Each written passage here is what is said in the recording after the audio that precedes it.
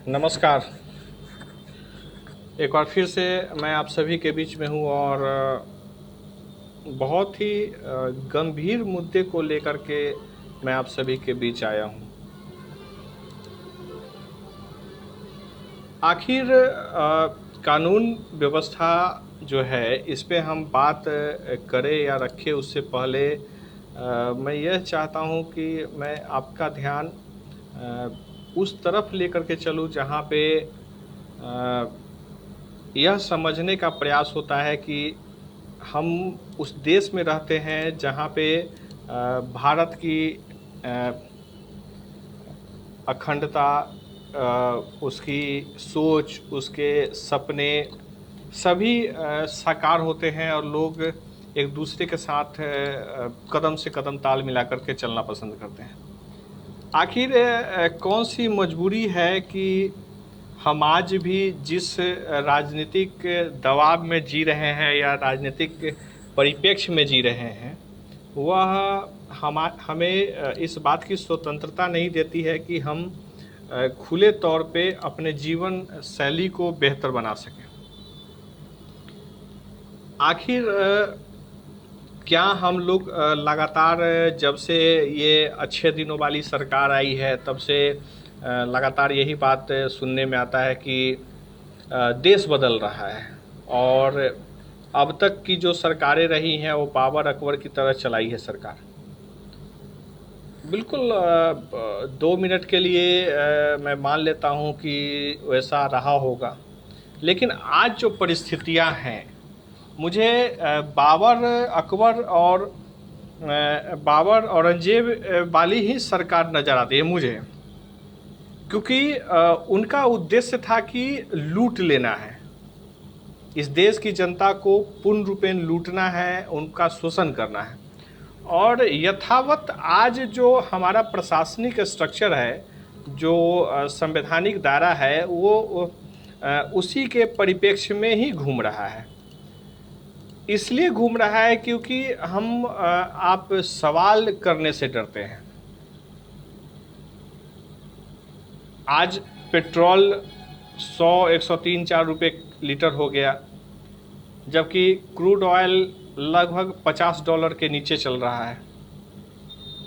जब $50 के आसपास से 100 के आसपास जब हमारे क्रूड ऑयल हमारे देश का था 2011-12 में, तभी इस देश में 70-75 रुपये पेट्रोल हुआ करता था, जबकि आज क्रूड ऑयल 50 के नीचे भाव में है और बहुत ही वर्स्ट कंडीशन है। फिर भी चलिए मैं बात को उसी पॉइंट पे ले जा रहा हूँ जहाँ मैं विषय रखा हूँ। क्या इसे हम मान नहीं ले कि आज जो सरकार है वो अंग्रेजी हुकूमत की है। हमारे बीच में जो प्रशासनिक अधिकारी हैं, जो डीएम है, जिसको आईएएस के रूप में, आईपीएस के रूप में, एसपी के रूप में हम लाते हैं, देश में गर्व के साथ कहते हैं कि ये हमारे उद्धारक लोग हैं और वो देश को डेवलप करेंगे। लेकिन आप देखेंगे कि सड़कों पे जब आप उतरते हैं, निकलते हैं, उतरना नहीं कहेंगे, जब आप सड़कों पे निकलते हैं, उतरना तब होता है जब आप घरों से इन आतंकियों के विरुद्ध, बाबर और औरंगजेब की भांति देश में सत्ता चलाने वाली सरकार के खिलाफ हम आवाज़ उठाते, बुलंद करते हैं। क्योंकि आप तो घर में सोए हुए हैं, आराम से हैं, निश्चिंत हैं। आप यह देख रहे हैं कि देश तरक्की कर रहा है। देश तरक्की नहीं कर रहा है, तरक्की कर रहे हैं हमारे राजनेता और उनके बाल बच्चे। आप सिंपल सा बात समझिए कि कौन सी परिस्थिति है इस देश में, हमारे ज़िले में, यानी हम सिर्फ वैशाली की बात नहीं करें, हर जिला की परिस्थिति वही है।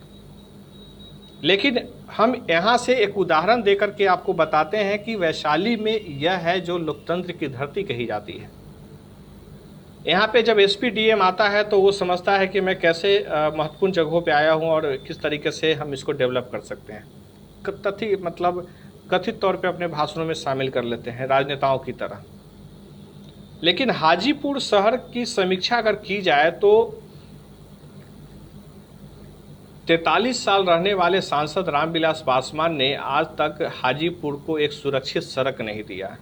आज भी आप पेपर उठाएंगे तो देखेंगे कि महुआ रोड में रंगीला चौक के पास में, जो सुबह के पास पड़ता है, हाजीपुर शहर से महज 3 किलोमीटर की दूरी पे एक पिता पुत्र को ट्रक वाले रौंद देते हैं और चले जाते हैं। पिता की मौत हो जाती है, बच्चा है, साइकिल से जा रहा था। और रोज़ ऐसी घटनाएं होती हैं, रोज़ मरते हैं लोग, रोज़ की स्थिति बहुत ही भयावह है।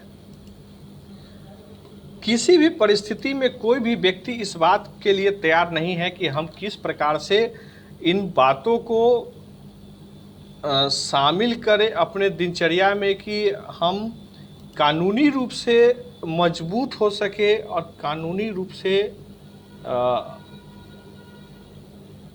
एक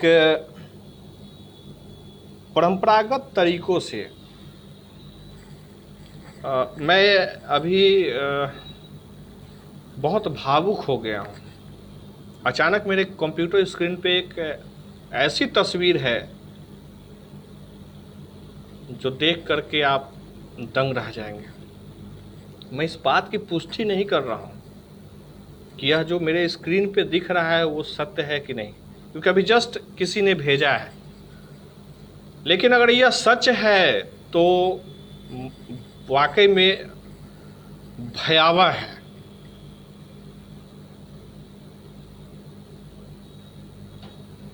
मैं चाहूँगा कि मैं इस पोस्ट को दिखाऊं या ना दिखाऊं, ये समझ में नहीं आ रहा है। मैं अपने आँख से आंसू नहीं रोक पा रहा हूँ, लेकिन मैं दिखा दूंगा। इसलिए दिखा दूंगा कि आपको यह ना लगे कि मैं कुछ गलत बोल रहा हूँ। मैं आपको अपने कंप्यूटर स्क्रीन पे ले जा रहा हूँ। जैसी खबर मिल रही है कि पटना से हाजीपुर की तरफ आते समय एक ग्लैमर गाड़ी से एक पिता, बच्चे और उसकी माँ का एक्सीडेंट हो गया। ये कॉमन बात है, आप सबके लिए कॉमन बात है। आप लोग घर में बैठे रहिए, लेकिन आपके भी मौत की कहानी ऐसे ही लिखी जाएगी जैसे ये इस फोटो में मैं दिखा रहा हूँ। जो तस्वीर आई है उसको आप थोड़ा देख लीजिए, शायद आपके अंदर का अंतरात्मा जग जाए।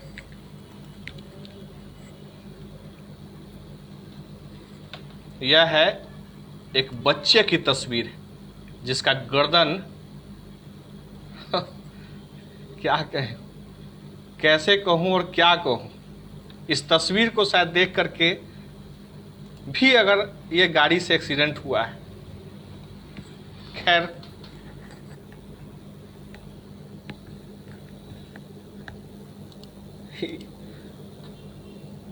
इतना भयावह चेहरा, एक बच्चे का गर्दन कटा हुआ है और हमारे गांधी सेतु पुल का वो दृश्य है। मैं बोलता हूं प्रशासन के खिलाफ तो आप सभी लोगों को लगता है कि मैं क्या बोलता हूं। क्या गुंडई चल रही है आखिर भाई। इस दृश्य को देखने के लिए, ये इसी के लिए महात्मा गांधी सेतु बनाया गया है।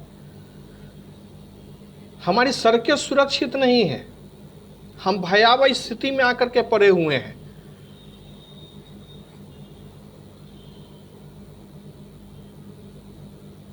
वाकई में अगर इस सीन को देख करके आप में शर्म नहीं है तो वाकई में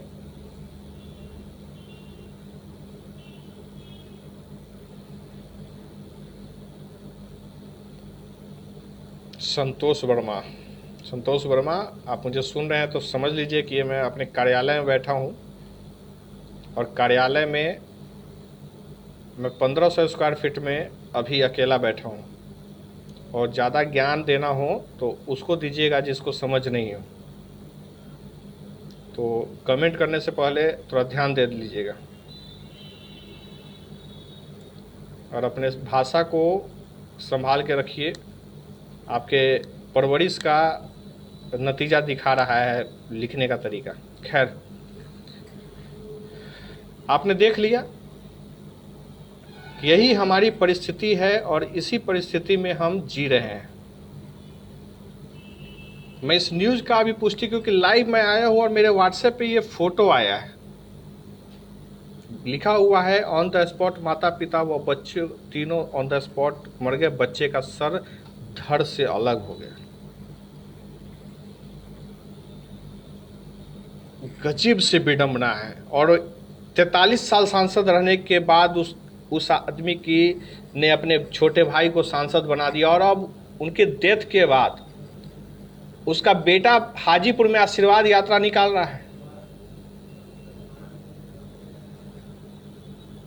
यह समझ में नहीं आता है। और इस जिले के उन लोगों के प्रति मेरी असहमति है पूर्ण रूपेण कि आप कैसे लोगों को का साथ दे रहे हैं। एक ऐसा अपराधी प्रवृत्ति का परिवार जिसने हाजीपुर को सत्यानाश में मिला के रख दिया।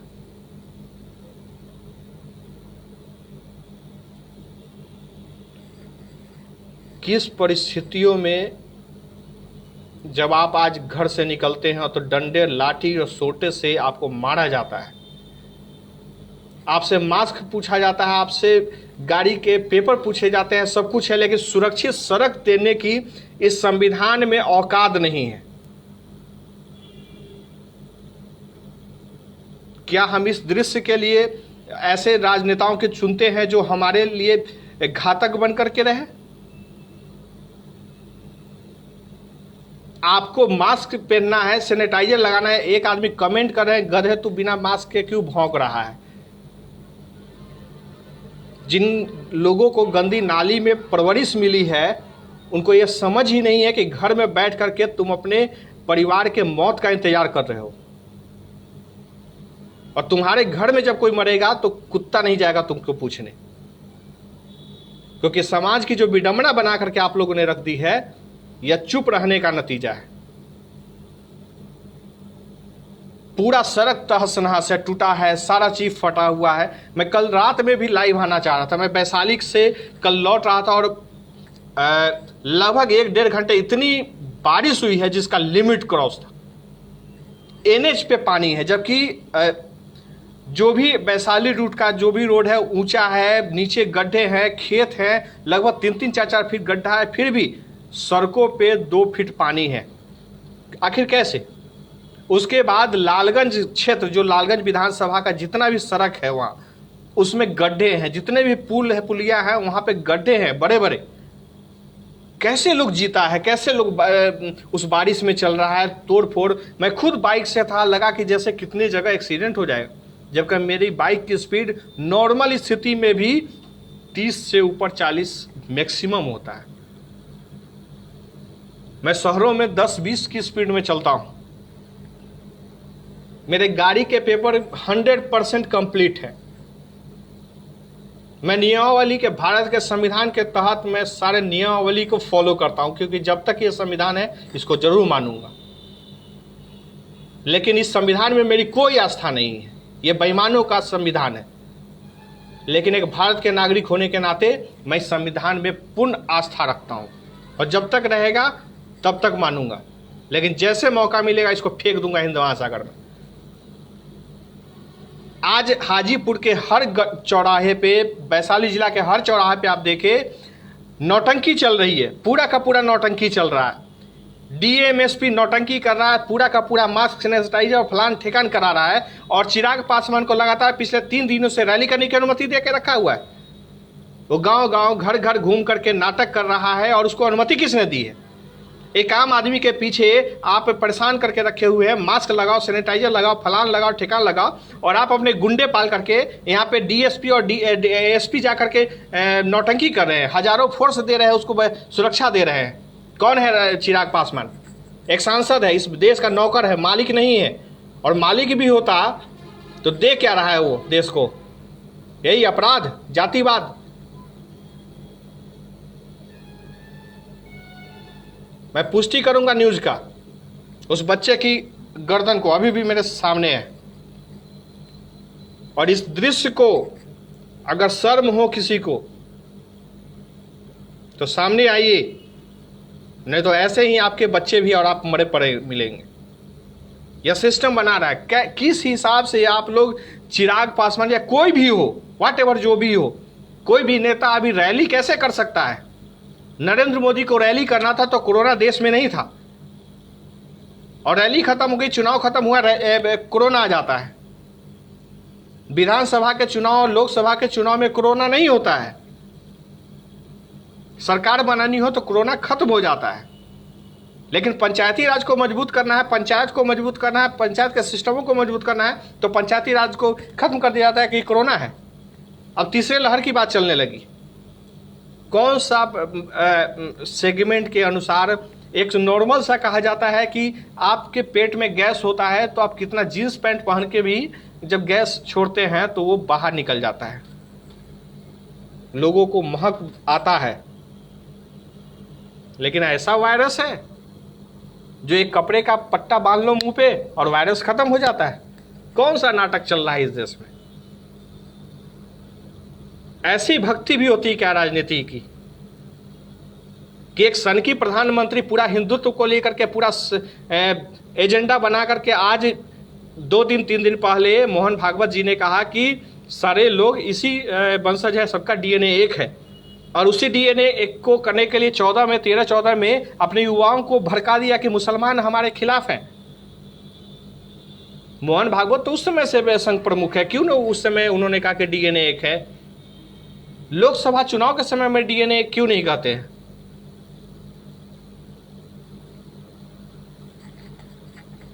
मरने दीजिए, किसी को कोई कुछ नहीं पड़ा हुआ है। ये अंग्रेजी मैंने परसों भी लिखा है कि आप यह समझने का प्रयास कीजिए कि इस देश की विडंबना है, इस देश की विडंबना है कि हमारे देश में कलयुगी सिस्टम चल रहा है। जिस कलयुग की बात लगातार बात में आती है, यह कलयुग है कि बाबर के वंशज जिस तरीके से हमारे शोषण किए हमारा देश और राष्ट्र के नाम पर, उस समय भी देशद्रोही थे जो सरकार से सवाल करते थे। अंग्रेज के टाइम में भी आए, जो भी सवाल किया वो देशद्रोही बने, लेकिन जो गुलामी किए वो देशभक्त हो गए। गजब की विडंबना है, मजा आ रहा होगा। और मैं 10 मिनट में पुष्टि करता हूं कि वाकई में यह कौन सी परिस्थिति है कि हमें इस दृश्य को देखना पड़ रहा है। गांधी सेतु पे 1983 से 83 में जब गांधी सेतु चलना शुरू हुआ, तब से अब तक दर्जनों क्या सैकड़ों लाखों लोग मरे होंगे गांधी सेतु पे, लेकिन इस तरीका का दृश्य नहीं आया होगा। क्योंकि जो गांधी सेतु का निर्माण उस समय हुआ था, उसमें पैदल चलने के लिए एक अलग से रास्ता दिया गया था, एक बहुत प्रॉपर वे में उसका एक सीन पुल का डिजाइन बनाया गया था। आज जो पुल बनाया गया है सिर्फ हत्या करने के डिजाइन से बनाया गया है। रोज नए नए पुल का आविष्कार हो रहा है, लेकिन आप नेशनल हाईवे का स्थिति देख ले, पुलों की स्थिति देख ले, सबसे बद से बदतर है। पूरा पटना से लेकर मुजफ्फरपुर का नेशनल हाईवे देख ले, 5-6 सालों से इस पे टोल टैक्स लिया जा रहा है और सड़क आज तक निर्माण नहीं हुआ है, आज भी निर्माणाधीन है, तो टोल टैक्स किस बात का लिया जा रहा है? हम किससे लड़े? ये हमारे लोग नहीं हैं।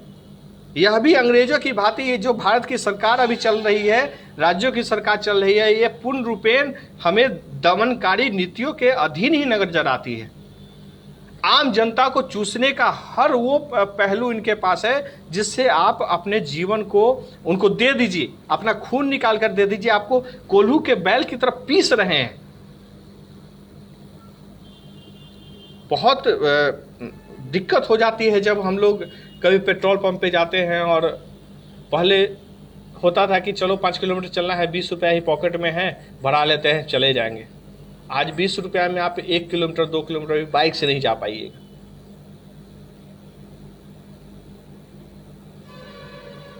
विषय बदल गया, क्योंकि जब ये दृश्य आया तो समझ में नहीं आया। फिर पेपर में पढ़ रहा था तो सदर थाना क्षेत्र के रंगीला चौक के समीप बस की ठोकर से साइकिल सवार पिता की मौत और पुत्र जख्मी।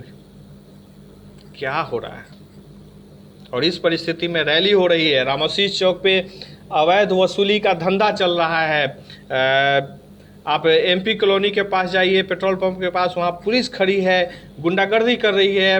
रोड पे पानी है, सड़कों पे पानी है, स्टेशन रोड पे, लेकिन पुलिस वाले उसी पानी में ज़बरदस्ती पैसे वसूली कर रहे हैं। और मज़ेदार चीज़ तो और अभी याद आ गया। कल रात को मैं देखे होंगे कि मैं ई पेपर जो लाता हूँ वो बहुत देर से आपके बीच लाया था। उसका कारण यह था कि जो पैंथर पुलिस है हाजीपुर का, जो वैशाली पुलिस से मनीष कुमार के नेतृत्व में संचालित होता है, वो हेलमेट नहीं लगाते हैं, वो किसी भी नियमावली को फॉलो नहीं करते हैं, परिवहन नियमावली को ठेंगा दिखाते हैं, लेकिन आपको रोक करके वो सब कुछ करेंगे। कल रात लगभग 10:30 पौने 11 बजे बजाज का जो शोरूम है गांधी चौक वाली रोड, अनवरपुर से गांधी चौक वाली, यादव चौक से एकदम सामने जहाँ पे कानन जी का घर है, उसी चौक पे 2 पुलिस वाले एक ट्रैक्टर घुमा रहा था। ट्रैक्टर वाले की भी गलती है कि वो तेज़ी से घुमा रहा था, लेकिन पैंथर पुलिस वाले 2 बहुत ही बुरी तरीके से रात को घायल हुए। तो घायल क्यों हुए? कितनी स्पीड में थे कि वो फेंका गए गाड़ी के सामने से। ना तो हेलमेट पहनते हैं ये लोग और ना भी कुछ, लेकिन आपसे हेलमेट मांगेंगे, आपसे चालान काटेंगे, आपसे सब कुछ करेंगे।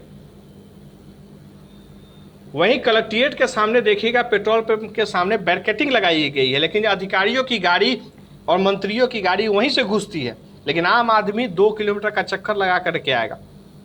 जब इन अधिकारियों के रहने से अगर समाज का भला ही नहीं हो रहा है, तो इनको इतनी सारी फैसिलिटी क्यों, ये गुंडागर्दी क्यों?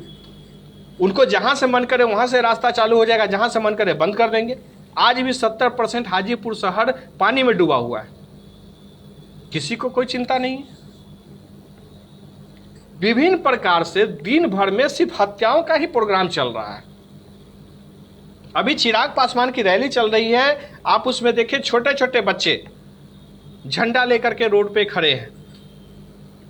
मैं 3 दिन पहले भी दिखाया था, 5 तारीख को जब इनकी रैली शुरू हुई थी, उसमें छोटे छोटे बच्चे, मासूम बच्चे को रोड पे रैलियों में खड़े किए गए हैं। यही तो रामविलास पासवान ने दलितों के डेवलपमेंट में काम किया कि आज दलित के बच्चे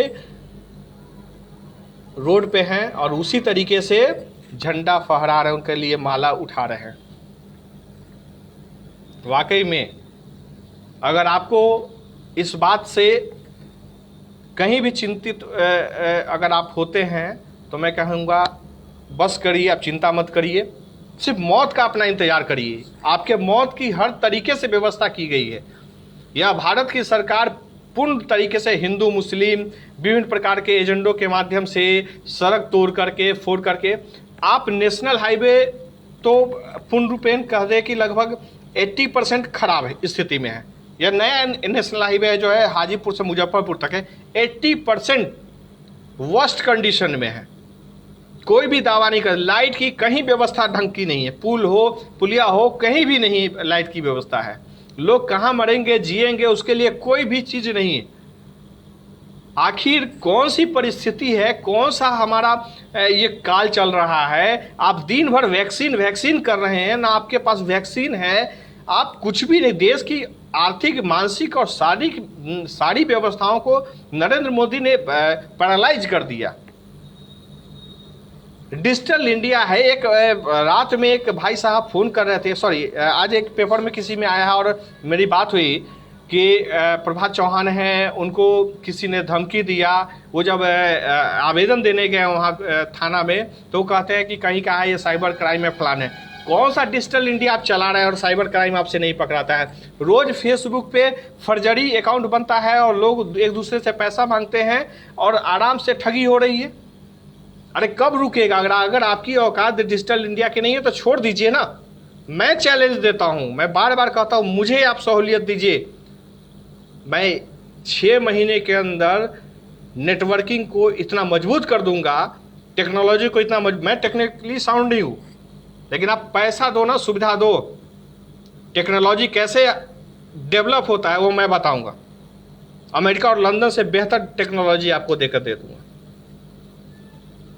क्योंकि सोच ही नहीं है, समझ ही नहीं है कि कैसे करना है। दिन भर सरकार तोड़ने फोड़ने और जोड़ने में लगे हुए हैं। सड़कें खराब है, भोजन नहीं मिल रहा है, बच्चे अनाथ की तरीके से भटक रहे हैं, नंगे पुंगे लोग रैलियों में घूम रहे हैं, बच्चों को खड़ा कर दे रहे हैं। अरे कौन सी विडंबना है? यही सर कटा बच्चा देखने के लिए। चलिए, मस्त रहिए। दुख इसी बात का है कि आज भी इस पोस्ट पे दलालों की, चाटुकारिता करने वालों की भरमार लगी हुई है। लोग अभी भी दलाली जैसे पोस्ट लिख रहे हैं। वाकई में पुलिस अगर आज से 70 साल, 72 साल, 75 साल पहले जब आज़ादी की बात थी, और 100 साल पहले, जब 150 साल पहले 1857 और 1757 में 200 साल पहले जब विरोध हुआ था, शायद वही परिस्थिति आज भी है। आज भी हमें आज़ादी की लड़ाई के लिए, अपने लोकतंत्र के लिए, संविधान के लिए, संवैधानिक सुरक्षा के लिए आपको पुनः एक नए आंदोलन, और आंदोलन तो बहुत हो रहा है, लगातार आंदोलन हो रहा है, लेकिन समस्याओं का समाधान हमारा संविधान कर क्यों नहीं पाता है? दिन भर बकर बकर लोग करते हैं, अब बाबा साहब भीमराव अम्बेडकर ने ऐसा संविधान दिया, वैसा संविधान दिया, घिउड़ा संविधान दिया। अरे क्यों नहीं डेवलप कर पा रहे हो? नरेंद्र मोदी, गुजरात का मुख्यमंत्री, जो कहता है कि भाई डेवलप स्टेट से मैं आया हूँ और मैं गुजरात मॉडल दिखा करके भारत में आ गए। अरे कोरोना लेकर के आए, पूरे 7 साल का निचोड़ आपका यही था कि देश में लाकर के कोरोना पटक दिए, अब बीमारी के नाम पे तांडव, और बस कैसे भी 10 साल काट लेना है, क्योंकि लास्ट में तो आपको सुसाइड ही करना पड़ेगा। हिटलर की जो कहानी है आपके सारे चरित्र में नजर आती है। देश की जनता को कितना मारिएगा, कितना निचोड़ दीजिएगा? वही हिटलर की कहानी, मुर्गे का पंख तोड़ दो, जो उसने क्या बोलते हैं, संसद में अपना ला करके निचोड़ा और फिर दाना दे दिया, भूख से बिलखता दर्द भूल गया और वो मुर्गी फिर खाने लगी, मस्त हो गई सारा चीज भूल करके। नोचिए, बढ़िया है, जनता भी तैयार है नोचवाने के लिए, तो हम और आप क्या करेंगे? लेकिन बर्दाश्त नहीं होता है परिस्थितियों को देखकर। खाकी वर्दी ने तो वाकई में इस देश की लगा दी है, और ब्यूरोक्रेट्स जो IAS IPS जो कहलाते हैं, समझ से परे है कि ये लोग कर क्या रहे हैं, ये करना क्या चाहते हैं, किस परिस्थिति में करना चाहते हैं, और क्या सब कर देना चाहते हैं, यह समझ से परे है।